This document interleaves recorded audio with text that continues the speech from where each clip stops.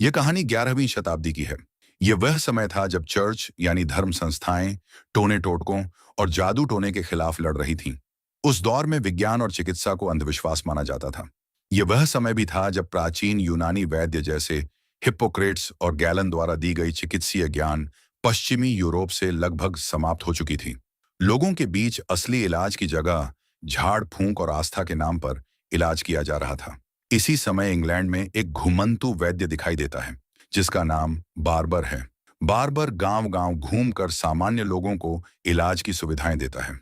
लेकिन उस समय चर्च के अनुयायी उसकी इस विद्या को काला जादू मानते हैं। इसलिए बार्बर को छिपकर लोगों का इलाज करना पड़ता है। वह खुलकर किसी की मदद नहीं कर सकता क्योंकि उसे सजा मिल सकती है। एक दिन जब बार्बर इंग्लैंड के गांव में पहुंचता है तो वह लोगों को समझा रहा होता है कि किस प्रकार बीमारियों का इलाज हकीकत में किया जा सकता है। वहीं उस गांव में एक छोटा लड़का रहता है जिसका नाम रॉब है। रॉब बार्बर की बातों को बहुत ध्यान से सुनता है और उससे बहुत प्रभावित हो जाता है। उस दिन के बाद रॉब अपने घर लौटता है जहां वह अपनी माँ, भाई और बहनों के साथ रहता है। उसी रात उसकी माँ की तबीयत अचानक बहुत बिगड़ जाती है। रॉब जब अपनी माँ के शरीर को छूता है तो उसे बहुत अजीब और डरावना सा एहसास होता है, ऐसा जैसे उसे किसी आने वाली विपत्ति का आभास हो गया हो। रॉब घबरा जाता है और भागता हुआ बार्बर के पास पहुंचता है। वह उससे विनती करता है कि वह उसकी मां का इलाज करे। बार्बर उसके साथ उसके घर आता है, लेकिन जैसे ही वह इलाज शुरू करने ही वाला होता है तभी कुछ गांव वाले और चर्च के कुछ लोग वहां पहुंच जाते हैं। वे बार्बर को रोक देते हैं और उसे इलाज करने नहीं देते क्योंकि उनके अनुसार यह सब पाप है और काले जादू जैसा है। अफसोस की बात यह होती है कि बार्बर के इलाज न कर पाने की वजह से रॉब की मां की मृत्यु हो जाती है। रॉब यह सब अपनी आंखों से देखता है और वह भीतर से टूट जाता है। रॉब अपनी मां की मृत्यु से अंदर तक टूट जाता है। उसकी मां को एक गंभीर पेट की बीमारी थी जिसे आज की भाषा में अपेंडिसाइटिस कहा जाता है। पर उस समय इस बीमारी का किसी को कोई ज्ञान नहीं था। किसी को नहीं पता था कि पेट में उठता तेज दर्द, उल्टी होना और भूख का बिल्कुल न लगना किसी घातक बीमारी के लक्षण हो सकते हैं। अगली सुबह गांव वाले रॉब के छोटे भाई और बहन को अपने साथ ले जाते हैं ताकि उनसे छोटे मोटे काम करवा सकें। रॉब अब पूरी तरह अकेला रह जाता है। जब वह देखता है कि बार्बर गांव से निकलने वाला है तो वह दौड़कर उसके पास जाता है और कहता है, मैं भी आपके साथ चलना चाहता हूं। वैद्य उसे अपने साथ ले लेता है। अब रॉब वैद्य के साथ रहते हुए उसके पास जो भी चिकित्सा संबंधी ज्ञान है उसे सीखने लगता है। लेकिन खुद वैद्य के पास भी सीमित जानकारी है। वह केवल कुछ सामान्य बीमारियों और चोटों का इलाज कर सकता है जो उसने वर्षों की यात्रा के दौरान सीखा है। समय बीतता है और रॉब धीरे धीरे बड़ा हो जाता है। वह वैद्य के साथ गांव-गांव घूमकर लोगों का इलाज करता है। लेकिन उसके मन में एक बात हमेशा बनी रहती है। वो उस बीमारी को समझना और उसका इलाज ढूंढना चाहता है जिसने उसकी मां की जान ले ली थी। ये बीमारी शरीर के अंदर होती है जहां बहुत तेज पेट दर्द होता है, उल्टियां आती हैं और भूख बिल्कुल चली जाती है। पर आज तक रॉब को इसका सही इलाज नहीं मिला है। एक दिन वे दोनों एक ऐसे व्यक्ति के घर इलाज के लिए जाते हैं जिसे अपने दांत में बहुत तेज दर्द हो रहा है। जब वैद्य उसका इलाज कर रहा होता है तो रॉब उस व्यक्ति के सीने पर हाथ रखता है। उसी पल उसे एक विचित्र और डरावना अनुभव होता है, वैसा ही अनुभव जैसा उसने बचपन में अपनी मां के सीने पर हाथ रखने पर महसूस किया था। वह घबरा जाता है और वैद्य को बताता है कि इस आदमी के साथ कुछ बहुत गंभीर है, कोई ऐसी बीमारी जो बाहर से दिखाई नहीं देती लेकिन अंदर ही अंदर जान ले सकती है। रॉब कहता है, मुझे लगता है ये आदमी आज रात नहीं बचेगा। और वही होता है। रात होते होते उस व्यक्ति की मृत्यु हो जाती है। यहीं पर एक अनोखी बात सामने आती है। रॉब के अंदर एक विशेष शक्ति है, एक ऐसी संवेदनशीलता जिससे वह यह अनुमान लगा सकता है कि किसी व्यक्ति के शरीर में कोई गंभीर बीमारी छुपी हुई है, भले ही उस समय दुनिया को उस बीमारी का कोई ज्ञान न हो। रॉब अब यह समझता है कि केवल बाहर से दिखने वाली बीमारियों का इलाज करना काफी नहीं है। शरीर के भीतर क्या हो रहा है ये जानना जरूरी है। लेकिन उस समय के समाज में शरीर के अंदर झांकना यानी मानव शरीर को चीरकर अध्ययन करना पाप माना जाता था। इस बीच क्योंकि उस व्यक्ति की मृत्यु हो गई है, गांव वाले दोनों पर गुस्सा हो जाते हैं। उन्हें लगता है कि रॉब और वैद्य की वजह से वह आदमी मरा है। गांव वाले गुस्से में आकर वैद्य और रॉब को धक्का देकर बाहर निकाल देते हैं। वक्त धीरे धीरे गुजरता रहता है और एक दिन ऐसा आता है जब वैद्य की आंखों में धुंधलापन छाने लगता है। असल में उसे आंखों की एक गंभीर बीमारी हो गई है, जिसे आज के जमाने में मोतियाबिंद कहा जाता है। उस समय इस बीमारी का कोई इलाज नहीं था। धीरे धीरे उसकी आंखों की रोशनी पूरी तरह से चली जाती है और वह अंधा हो जाता है। अब रॉब और वैद्य दोनों बहुत परेशान हो जाते हैं, क्योंकि उन्हें समझ नहीं आता कि अब क्या किया जाए। तभी उन्हें किसी से खबर मिलती है कि एक दूर के शहर में एक ऐसा इलाज करने वाला है जो इस बीमारी का ऑपरेशन करके लोगों की आंखों की रोशनी वापस ला देता है। वे दोनों उस डॉक्टर के पास पहुंचते हैं। वो आदमी वैद्य की आंखों का ऑपरेशन करता है। कुछ ही समय बाद वैद्य फिर से देखना शुरू कर देता है। ये देखकर रॉब और वैद्य दोनों चौंक जाते हैं, क्योंकि उन्होंने पहले कभी किसी ऐसे आदमी को नहीं देखा था जिसकी आंखों की रोशनी लौट आई हो। रॉब उस डॉक्टर से पूछता है, तुमने ये इलाज कहाँ से सीखा? डॉक्टर बताता है, मैंने ये इलाज फारस देश के एक महान वैद्य से सीखा है, जिनका नाम सीना है। उनके पास एक बड़ा इलाज घर है। वह न केवल लोगों का इलाज करते हैं, बल्कि कई विद्यार्थियों को शरीर और बीमारी की जानकारी भी सिखाते हैं। यह सुनकर रॉब के मन में एक इच्छा पैदा होती है। वह भी फारस जाना चाहता है, ताकि असली इलाज सीख सके। लेकिन फारस तक पहुंचने के लिए उसे मिस्र के रास्ते जाना होगा, और उस समय किसी ईसाई धर्म के आदमी को वहां से जाने की अनुमति नहीं होती थी। चूंकि रॉब ईसाई था, वह नहीं जा सकता था। लेकिन यह पता चलता है कि यहूदी लोगों को फारस जाने की इजाजत मिलती है। इसलिए रॉब यह निर्णय लेता है कि वह कुछ यहूदी व्यापारियों के साथ खुद को यहूदी बनाकर फारस जाएगा। अब वह सफर पर निकल पड़ता है। यह सफर आसान नहीं होता, क्योंकि फारस पहुंचने में उन्हें 1 साल का लंबा समय लगने वाला था।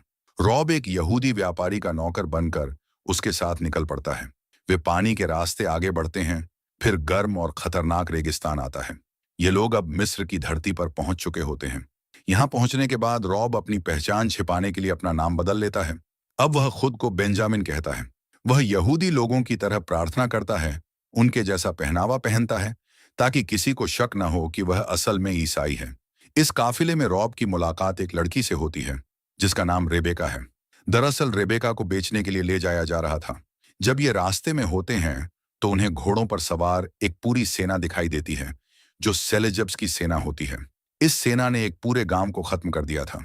वे सभी उस गांव में पहुंचते हैं, जहां रेबेका एक बच्ची को पाती है और उसे अपनी देखभाल में ले लेती है। जल्द ही उस बच्ची की तबीयत खराब हो जाती है। रॉब उसकी मदद करता है, उसे इलाज देता है, और इस कारण रेबेका उससे प्रभावित हो जाती है। धीरे धीरे दोनों एक दूसरे को पसंद करने लगते हैं। रेबेका रॉब को कहानियां सुनाती है, जो रॉब को बहुत पसंद आती हैं। रेगिस्तान पार करते हुए वे पर्शिया पहुंचने वाले होते हैं। तभी रेगिस्तान में एक बहुत बड़ा तूफान आ जाता है। तूफान में सभी लोग बिखर जाते हैं और रॉब की जान जाते जाते बचती है। वह किसी तरह से एक सुरक्षित स्थान पर पहुंचता है, जहां पर सीना का हॉस्पिटल है। वह हॉस्पिटल जाता है और कहता है कि वह भी यहां पर मेडिकल की शिक्षा लेना चाहता है। उसकी हालत देखकर गार्ड्स उसे बहुत बुरी तरह से मारते हैं और सड़क पर फेंक देते हैं। जब वह बेहोश होता है, तब एक आदमी आता है और उसे अपने साथ ले जाता है। जब रॉब की आंखें खुलती हैं, तो वह पाता है कि वह वही हॉस्पिटल है जहां वह मेडिकल की पढ़ाई करना चाहता था। यह हॉस्पिटल सीना का है, और जो आदमी उसे लेकर आया है वह और कोई नहीं बल्कि सीना है।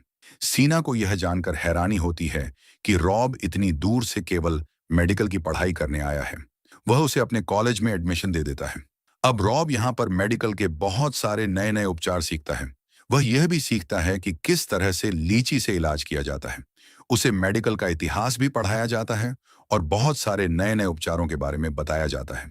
अब रॉब को यह भी पता चलता है कि रेबेका जिंदा है और अब वह किसी अन्य आदमी से शादी करने वाली है। रॉब इससे बहुत निराश हो जाता है, क्योंकि वह रेबेका से प्यार करता है, लेकिन वह यहाँ कुछ नहीं कर सकता क्योंकि वह दूसरे देश में है। वह इस बात से बहुत परेशान हो जाता है और एक महिला के पास जाता है, जिसे देखकर उसे यह पता चलता है कि वह एक ऐसी बीमारी से ग्रस्त है जिसका इलाज नहीं हो सकता। इसलिए वह उस महिला को सीना के हॉस्पिटल में ले आता है और मिलकर उसका इलाज शुरू कर देते हैं। अब सीना को यह भी पता चलता है कि रॉब में एक खास क्षमता है, जिससे वह किसी भी इंसान के शरीर में छिपी बीमारी का पता लगा सकता है। रॉब सीना से कहता है, मेरी माँ को कई साल पहले अपेंडिसाइटिस नाम की बीमारी हुई थी। मैं उन्हें बचा नहीं सका, और उस दिन से ही मैंने तय किया कि मैं इस बीमारी का इलाज सीखूंगा, ताकि मैं लाखों लोगों की मदद कर सकूं। रॉब की बात सुनकर सीना कुछ देर चुप रहते हैं और फिर कहते हैं, यहां तक कि इस बड़े हॉस्पिटल में भी अपेंडिसाइटिस का इलाज नहीं किया जा सकता। धर्म की वजह से हमें किसी भी इंसान के शरीर को काटने की अनुमति नहीं है। ऐसा करना पाप माना जाता है। इसीलिए हम ऐसे मामलों में इलाज नहीं कर सकते। लेकिन मुझे पूरा विश्वास है कि भविष्य में यह संभव होगा और तब हम इंसानों की हर बीमारी का इलाज पूरी तरह से कर सकेंगे।